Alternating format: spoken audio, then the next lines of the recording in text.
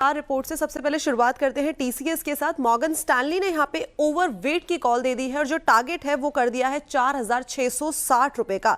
सबसे पहले बात करते हैं एबिट मार्जिन की। इनका कहना है कि जो इन्होंने टारगेट लिया है एबिट मार्जिन का वो है अप्रोक्सीमेटली 26 to 28% के बीच, जो कि डायरेक्टली हमें ये शोकेस कर रहा है कि कंपनी इस टाइम पे अपनी प्रॉफिटेबिलिटी पे खासा ध्यान दे रही है। इसके साथ ही साथ टारगेट को अचीव करने के लिए जो बाकी के लेवर्स हैं वो है सबसे पहला यूटिलाइजेशन, कि अपने रिसोर्स का सही तरीके से ये यूटिलाइजेशन कर रही है ताकि वर्कफोर्स को और भी ज्यादा एफिशिएंटली यूज किया जा सके। साथ ही साथ जो इनका एम्प्लॉय पिरामिड है उसको भी काफी ज्यादा ध्यान दिया जा रहा है। टीम रीस्ट्रक्चरिंग पे खासा ध्यान दिया जा रहा है, जैसे कि सीनियर और जूनियर एग्जीक्यूटिव की बैलेंसिंग है उस पर भी खासा फोकस है इस टाइम पे कंपनी का। इसके साथ ही साथ हर एम्प्लॉय या फिर प्रोजेक्ट से ज्यादा रेवेन्यू जनरेट करने पे भी कंपनी खासा ध्यान दे रही है। और यही सारे के सारे ऐसे पॉइंटर्स हैं जो आगे चल के कंपनी को और भी ज्यादा प्रॉफिटेबल बनाने में हेल्प करने वाले हैं।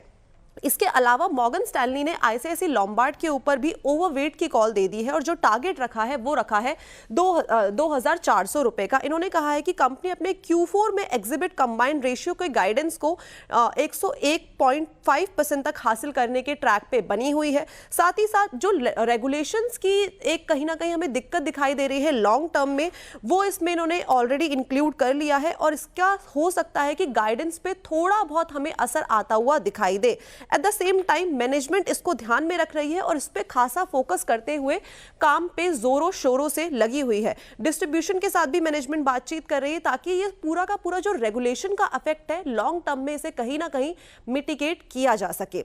इसके अलावा मॉर्गन स्टैनली ने श्रीराम फाइनेंस के ऊपर भी अपनी ओवरवेट की कॉल दे दी है और जो लक्ष्य रखा है वो है 4,200 रुपए का। कंपनी का कहना है कि जो उनका लोन बुक है वो 15% से ज्यादा के रेट से कॉन्टिन्यूसली बढ़ता हुआ दिखाई दे रहा है, जिससे कि बेसिकली जो फेवरेबल इकोनॉमी इकोसिस्टम है उसका कहीं ना कहीं अच्छा खासा सपोर्ट मिलता हुआ भी दिखाई दे रहा है। मीडियम टर्म की अगर ग्रोथ टारगेट की बात करी जाए तो वो 15 से 20% के बीच में रखा गया है, लेकिन अगर मैनेजमेंट की माने तो उन्होंने एक अपनी कंजर्वेटिव अप्रोच को जो है कायम रखा है और 15% का इस टाइम पे गाइडेंस दिया है। कंपनी उम्मीद कर रही है कि एनआईएम्स में भी अच्छा खासा हमें स्टेबिलिटी आगे चल के आती हुई दिखाई देगी और जो ये उतार चढ़ाव हमें बीच में देखने को मिला था वो कहीं ना कहीं खत्म होता हुआ भी दिखाई देगा। और उनका कहना है कि आरओए की बात करी जाए तो वो भी 16% प्लस में हमें बढ़ता हुआ दिखाई दे सकता है। इसके अलावा हम मॉर्गन स्टैनली ने अपनी रिपोर्ट निकाली है ट्रेंड के ऊपर, जहां पे उन्होंने वापस से ओवरवेट की कॉल दी है और जो टारगेट है वो कर दिया है 8,032 रुपए का। उनका कहना है कि जो कंपनी ने अभी रिसेंटली अपने स्टोर्स को बंद किया था वो कहीं ना कहीं इनकी बिजनेस स्ट्रैटेजी का ही एक हिस्सा है, जो कि कंपनी के जो प्रॉफिटेबिलिटी और जो रिस्क है, रिस्क रिवॉर्ड के रेशियो है उसको इवैल्यूएट करने में काफी ज्यादा हेल्प करती है।